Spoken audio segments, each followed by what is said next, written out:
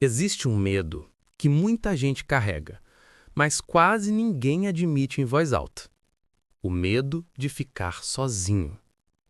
Não é só sobre não ter alguém ao lado, é sobre o que o silêncio revela quando as distrações acabam. Quando a casa esvazia, as notificações diminuem, a voz do outro não está mais presente e sobra só você com você mesmo. Talvez você já tenha sentido isso. Aquele incômodo quando não tem ninguém para responder sua mensagem. Aquela angústia quando o fim de semana chega e você não tem um convite, uma companhia, um plano, ou até algo mais sutil. Você não suporta almoçar sozinho. Não gosta de ir a lugares sem alguém junto. Sempre precisa estar falando com alguém, nem que seja por mensagem. E aí, para não encostar nesse vazio, você preenche. Aceita qualquer conversa, sustenta relações que já não fazem sentido, insiste em vínculos que já passaram do prazo, se contenta com migalhas emocionais só para não encarar a sensação de estar só. Mas a pergunta que eu quero trazer hoje é: do que exatamente você tem medo quando diz que tem medo de ficar sozinho? Será que é da ausência do outro?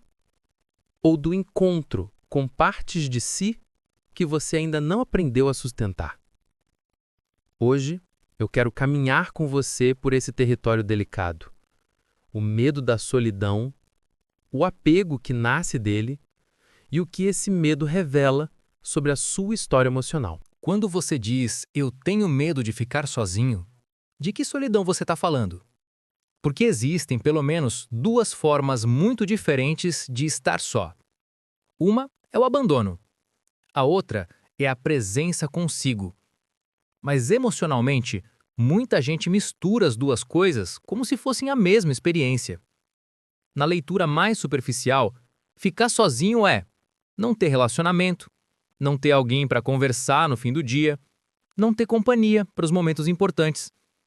Mas, em termos psíquicos, ficar sozinho pode significar algo bem mais profundo. A sensação de não ter um colo interno, um lugar de apoio em si mesmo, um eixo que sustente quem você é quando ninguém está olhando. Tem gente cercada de pessoas que se sente absolutamente só. E tem gente que passa longos períodos consigo mesma sem viver essa sensação de abandono interno. Isso já mostra uma coisa importante. A solidão não é medida pelo número de pessoas ao redor, mas pela qualidade da relação que você tem consigo. Na infância, ficar sozinho muitas vezes era literal. Ficar num quarto, não ter com quem falar, sentir que ninguém via o que você sentia. Para uma criança, isso é enorme. É vivido como abandono, rejeição, desamparo. Só que lá atrás, o seu sistema nervoso aprendeu a associar a ausência física do outro igual a perigo, dor, ameaça. E essa associação, muitas vezes, segue funcionando na vida adulta. Então hoje, quando você está sem companhia, não é só o adulto que está ali. É a criança de antes, revivendo aquela sensação antiga de estar largada, esquecida, não escolhida. Por isso, o medo de ficar sozinho quase nunca é sobre o agora. Ele é um eco de experiências antigas em que você se sentiu ignorado, deixado de lado, emocionalmente solto no mundo. Na prática, o que muita gente chama de medo de ficar sozinho, na verdade é medo de sentir de novo aquilo que sentiu um dia, medo de descobrir que sem o outro não sabe se acolher, medo de perceber o vazio que ficou, onde deveria ter existido cuidado. Então, antes de dizer, eu morro de medo de ficar sozinho, talvez valha perguntar, de qual solidão estou falando? Da ausência do outro ou da ausência de mim comigo? Porque é a partir dessa resposta que a gente consegue entender não só o seu medo, mas também as escolhas que ele empurra você a fazer. O medo de ficar sozinho não nasce do nada. Ele costuma ser um sintoma de algo muito maior. A forma como você foi amado, olhado, acolhido, ou não, ao longo da sua história. Quando você observa esse medo de perto, Ele começa a revelar algumas marcas afetivas. 1. Histórias de amor condicionado. Talvez você tenha crescido ouvindo, de forma explícita ou silenciosa, que o amor vinha com condições. Eu gosto de você quando você é assim. Fica bonito, se comporta, não chora. Não me dá trabalho. Então lá atrás você aprendeu. Se eu for demais, me deixam. Se eu mostrar o que sinto, afasto. Se eu errar, vou perder o amor. Hoje, o medo de ficar sozinho carrega essa memória. Se eu não me encaixar, vou ser abandonado. 2. Falta de validação emocional.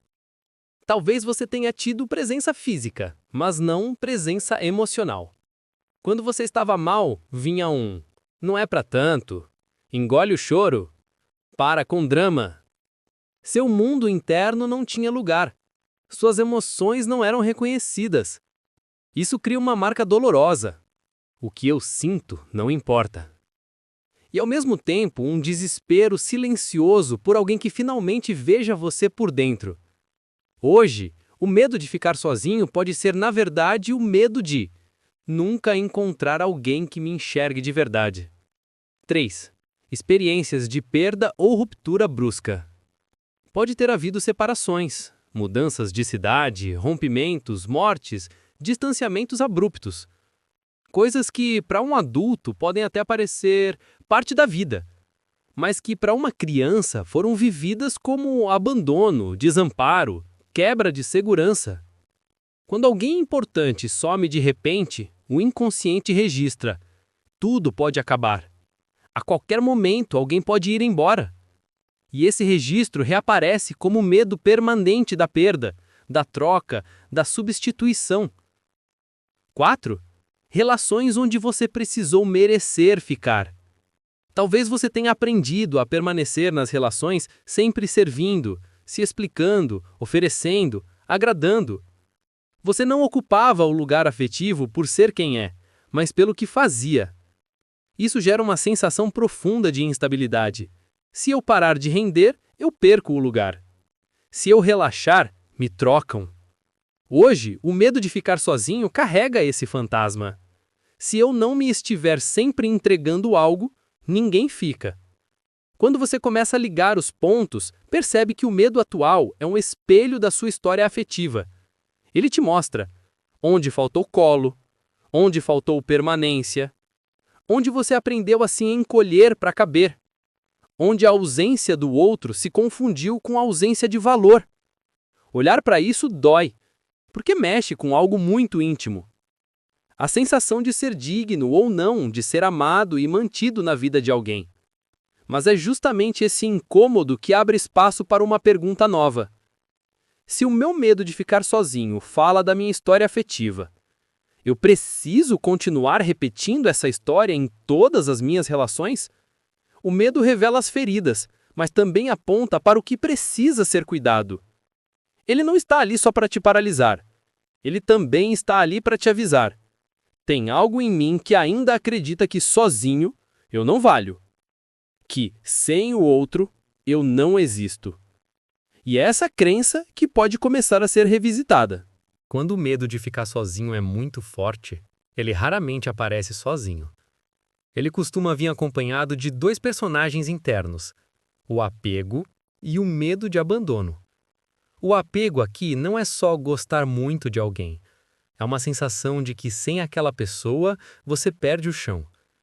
Você não se apega só porque ama. Você se apega porque teme desaparecer se o outro for embora. Na psicanálise, o medo de abandono tem raízes muito antigas. Ele nasce quando, em algum momento da sua história, você sentiu, real ou simbolicamente, que poderia ser deixado. Quando chorava e ninguém vinha, quando suas emoções eram ignoradas, quando você só recebia atenção se estivesse bem, forte, agradável, ou quando alguém importante para você foi embora, fisicamente, emocionalmente ou de repente.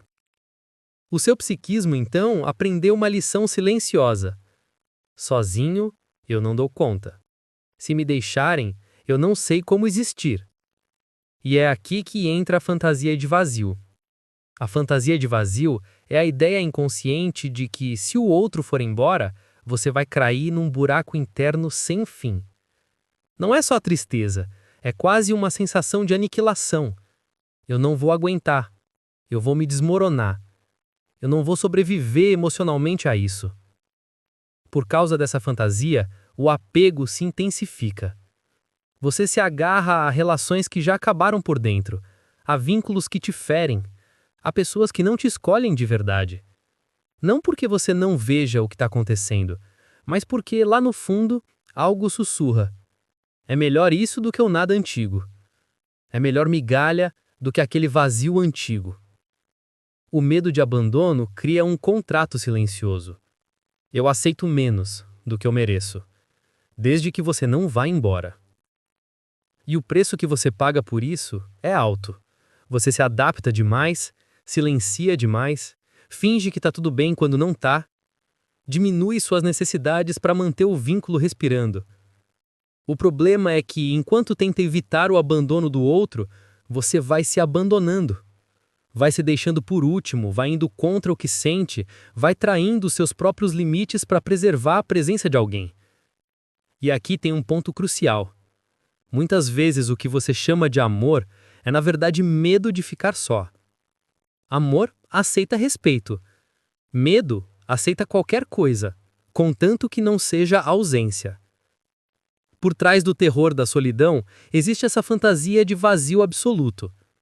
Se eu ficar só, não vai sobrar nada de mim. Mas é uma fantasia. Ela tem base numa dor real, mas não é toda a verdade sobre quem você é hoje. O adulto que você se tornou tem recursos que a criança de antes não tinha. Palavras, consciência, escolhas, possibilidade de pedir ajuda, capacidade de se observar. Só que o medo ainda opera como se tudo fosse igual ao passado. Enquanto essa fantasia de vazio não é questionada, o apego governa. Você não escolhe relações. Você se agarra a elas. Você não avalia se algo te faz bem. Você aceita desde que não doa como doeu um dia.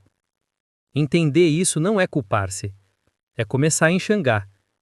Eu não me apego porque sou fraco. Eu me apego porque um dia me convenceram, com gestos ou ausências, de que sozinho eu não teria valor. E é justamente essa crença que começa a ser revisitada quando você decide olhar de frente para o medo de ficar sozinho. Existe um ponto em que o medo de ficar sozinho deixa de ser apenas um sentimento e começa a virar critério de escolha.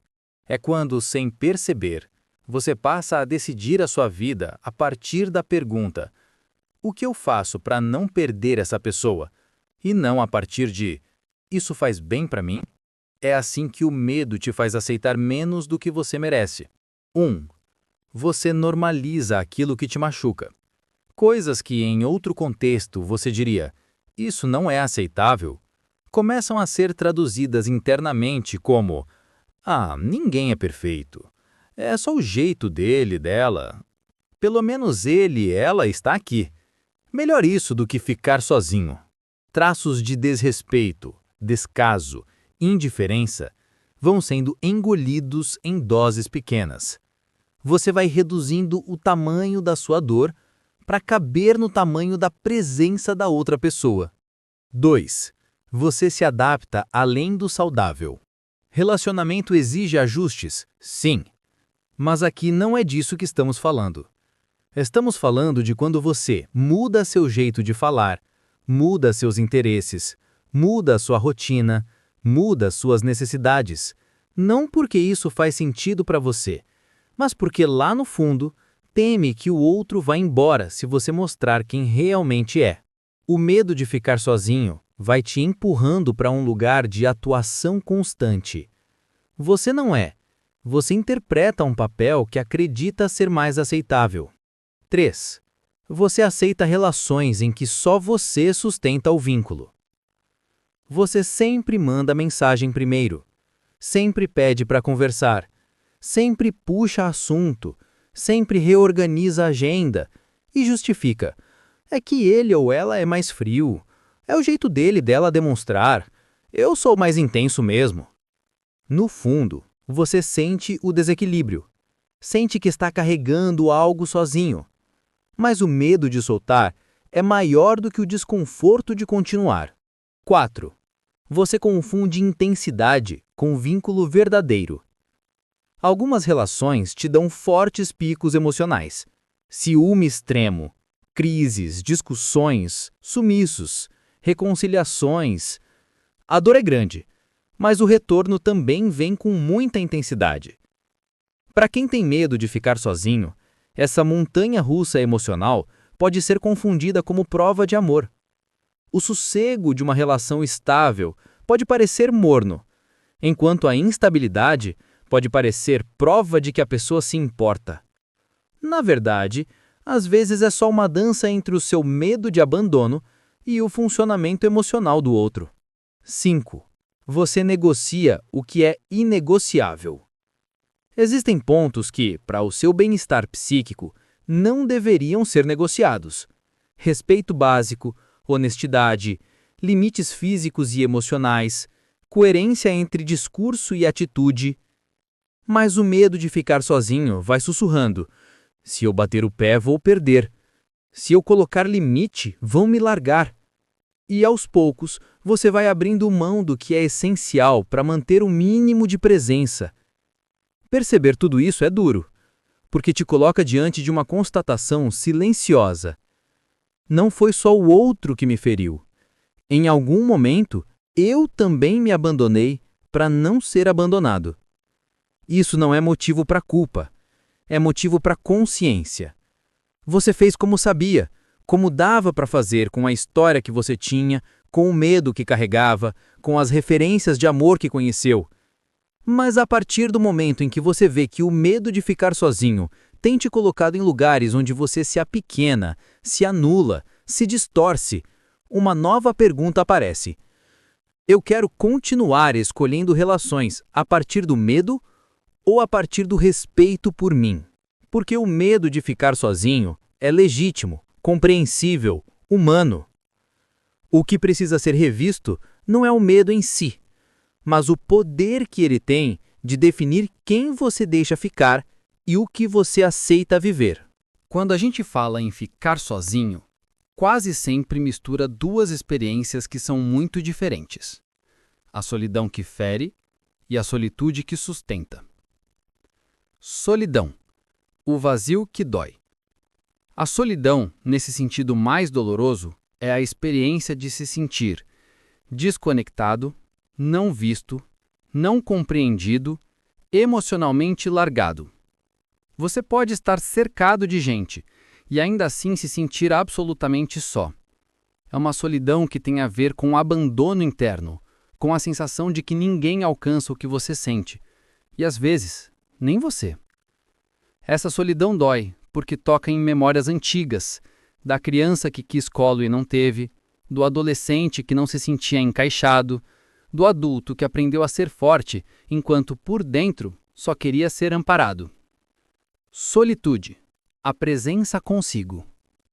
Já a solitude é outra coisa. É a capacidade de estar consigo mesmo sem sentir que está sendo punido. É quando o silêncio não vira acusação, quando o tempo sozinho não é castigo, mas espaço. Na solitude, você pode pensar, sentir, se observar, descansar da exigência do mundo. Não é a ausência de laços. É a presença de um laço interno, um vínculo minimamente estável entre você e você. Você não nasce sabendo fazer isso. Se você não teve lá atrás um olhar que te acolhesse como você é natural que hoje fique mais difícil habitar a própria companhia. Mas solitude é algo que se aprende, não algo que vem de fábrica só para alguns. Quando estar só deixa de ser ameaça. O medo de ficar sozinho é maior quando a sua própria presença é um lugar hostil. Quando ficar em silêncio com você significa ser atacado internamente o tempo todo. Você não é suficiente. Você estraga tudo. Ninguém vai ficar. Você não merece. Com um diálogo interno assim, é compreensível que você busque qualquer ruído externo para não ter que ouvir essa voz. Só que aos poucos, Conforme você constrói um olhar mais gentil sobre a sua própria história, a sua presença interna deixa de ser tribunal e começa a virar casa. Solitude não é se isolar do mundo, não é abandonar relações, nem romantizar a ideia de não preciso de ninguém. Solitude é: eu posso desejar a presença do outro, mas a minha existência não acaba quando o outro não está. É poder dizer: eu sinto falta, me dói, não é fácil estar só agora, sem transformar isso em sentença de desvalor. Se estou sozinho, é porque eu não valho nada. Estar só como um ensaio de liberdade interna. Em algum momento do processo de amadurecimento emocional, a vida te coloca à prova. Um término, uma mudança, uma fase de transição, uma reviravolta inesperada. E você se vê mais consigo, menos com os outros. É nesse intervalo que muitas vezes nasce a possibilidade de descobrir: eu sinto falta, mas eu existo. Eu sinto dor, mas eu me sustento. Eu gostaria que alguém estivesse aqui, mas eu não deixo de ser inteiro porque não está. A solidão dói quando ela é vivida como castigo. A solitude cura quando ela é vivida como oportunidade de se reencontrar. Talvez o ponto não seja eliminar o medo de ficar sozinho, mas permitir que aos poucos ele conviva com uma nova experiência. A de perceber que estar só em alguns momentos pode ser menos uma ameaça e mais um exercício de liberdade interna. Falar de medo de ficar sozinho é importante, mas em algum momento a pergunta precisa virar prática. O que eu faço, na vida real, para não me abandonar quando estou só? Não existe fórmula pronta, mas existem movimentos internos que vão mudando o terreno. Vou trazer alguns, como se fossem ensaios de presença consigo. 1. Nomear o que você sente, em vez de só fugir do desconforto. Muitas vezes, quando você está só, tudo vira um grande incômodo difuso. Ansiedade, inquietação, vontade de se distrair a qualquer custo ou vontade imediata de falar com alguém. Antes de correr para fora, tente por alguns instantes ir para dentro. O que eu estou sentindo agora? Tristeza? Medo? Vazio? Raiva? Isso parece com alguma sensação conhecida da minha história? Colocar nome no que você sente não resolve a dor na hora, mas evita que ela vire um monstro sem rosto. Quando você nomeia, você começa a acompanhar a emoção, e não apenas ser engolido por ela. 2. Diferenciar carência de contato e necessidade de fuga. Tem dias em que você realmente precisa de alguém. Um amigo, um familiar, uma conversa. E isso é humano. Mas tem dias em que a necessidade de falar com alguém é, na verdade, só uma urgência de não ouvir a própria mente.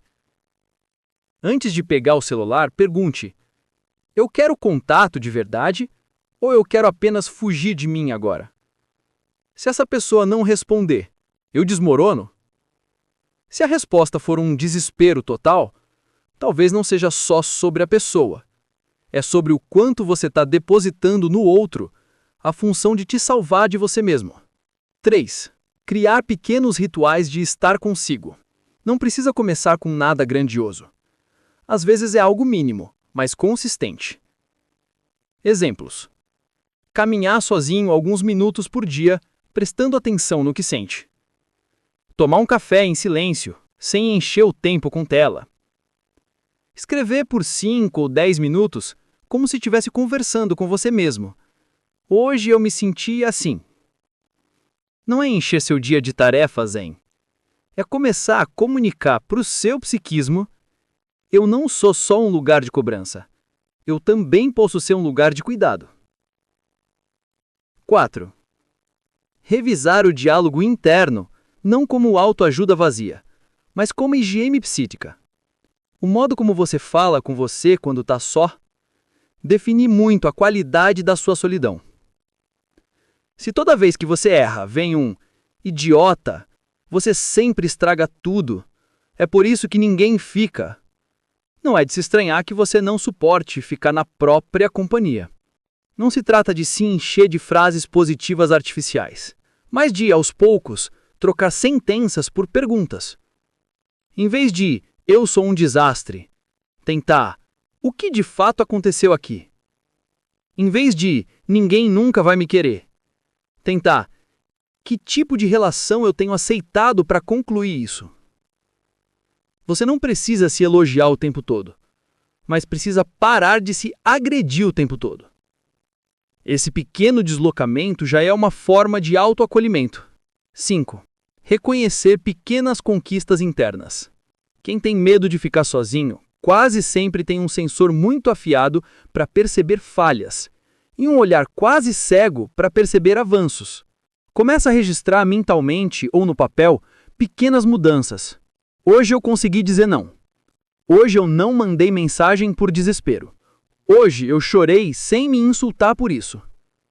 Hoje eu fiquei um pouco mais comigo sem precisar me anestesiar o tempo todo. Não há desempenho. É construir uma memória interna de "eu tô tentando cuidar de mim. Eu não me abandono da mesma forma de antes". 6. Quando necessário, pedir ajuda não como fraqueza, mas como maturidade. Aprender a se acompanhar não significa virar ilha. Às vezes, para encarar certas dores, é preciso um espaço terapêutico, um olhar técnico, um lugar onde você possa desmontar sem ser julgado. Pedir ajuda aqui não é não dar conta. É reconhecer que algumas estruturas psíquicas não se reorganizam só na força de vontade. Tem história que a gente sustenta sozinho tempo demais. E por isso mesmo se esgota. 7. Entender que se acompanhar é processo, não desempenho. Você não vai, de um dia para o outro, amar a própria companhia. Vai ter dia em que vai querer fugir de você mesmo. Em que o medo vai gritar. Em que a solidão vai arder. Mas também vai começar a ter momentos, aos poucos, em que você percebe: eu tô mal, mas eu tô aqui por mim. Esse é o começo da diferença. Não é sobre virar alguém que não precisa de ninguém. É sobre deixar de ser alguém que precisa se abandonar para garantir que o outro fique. Aos poucos, o movimento muda de lugar. Do medo de ficar sozinho, para a coragem de, mesmo com medo, não se abandonar mais. No fundo, o medo de ficar sozinho não fala só de ausência do outro. Fala de um medo ainda mais íntimo. O medo de descobrir quem você é quando ninguém está olhando. Por muito tempo, talvez você tenha acreditado que só vale se alguém validar. Só importa se alguém reconhecer. Só existe se alguém ficar. E é por isso que o medo de ficar sozinho é tão paralisante. Ele mexe justamente com a pergunta mais básica. Se ninguém me escolher, eu continuo tendo valor? Aos poucos, quando você começa a entender de onde vem esse medo, enxergar os padrões que ele criou, perceber o quanto ele te fez aceitar menos, experimentar momentos de solitude sem se violentar, algo muito sutil começa a mudar dentro de você. Não é uma transformação espetacular, não é um dia em que você acorda e diz: pronto, nunca mais vou sentir medo. É mais discreto, mais humano, mais real. O medo continua existindo, mas deixa de mandar em tudo. Você ainda sente falta, você ainda deseja companhia, você ainda sonha com vínculos verdadeiros. Mas, aos poucos, o eixo se desloca. Em vez de pensar: eu aceito qualquer coisa para não ficar sozinho, você começa a pensar: eu prefiro ficar comigo do que permanecer em lugares onde eu preciso me abandonar. Isso não é egoísmo, isso é maturidade afetiva. O vínculo mais importante deixa de ser o de fora e passa a ser o de dentro. Quando você aprende a se acompanhar, a sua relação com o outro também muda. Você já não busca alguém que te salve, mas alguém que some. Você já não se agarra por desespero, mas escolhe por afinidade, presença, respeito. Você deixa de pedir: fica comigo para eu existir, e passa a dizer, ainda que em silêncio: eu existo, e se você quiser caminhar ao meu lado, que seja em uma via de mão dupla. O medo de ficar sozinho vai perdendo o poder de te encolher quando você descobre que a sua presença não é tão vazia quanto contaram para você. Depois do medo, existe a possibilidade de um outro tipo de amor. Quando você deixa de negociar o essencial só para não ficar só, abre espaço para construir vínculos que não são baseados em implorar atenção, se moldar excessivamente, engolir desrespeito, implorar migalhas de afeto. Em vez de laços movidos por pânico, nascem laços sustentados por reciprocidade, responsabilidade afetiva, honestidade, presença real. Você passa a ser capaz de dizer: eu quero você aqui, mas eu não preciso me perder para te manter. Talvez o ponto não seja vencer o medo, mas caminhar com ele. Você pode continuar sentindo medo de ficar sozinho em vários momentos da sua vida. E tudo bem. A questão é: o que você faz com esse medo? Você se entrega a qualquer relação só para não encará-lo? Ou usa esse medo como um convite para revisar a forma como se trata, se acolhe, se escolhe?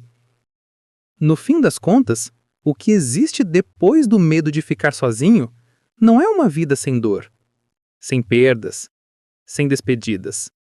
Isso não existe. O que passa a existir é uma vida em que, mesmo diante da dor, você não se abandona mais com tanta facilidade. Talvez a verdadeira virada seja essa: deixar de viver com medo de ficar sozinho e começar a viver com compromisso de não se deixar sozinho de si mesmo. Porque no fim, todo mundo pode ir e vir. Mas a única presença com a qual você vai de fato passar a vida inteira é a sua. E aprender a habitar essa presença talvez seja uma das formas mais profundas de liberdade afetiva que você pode conquistar.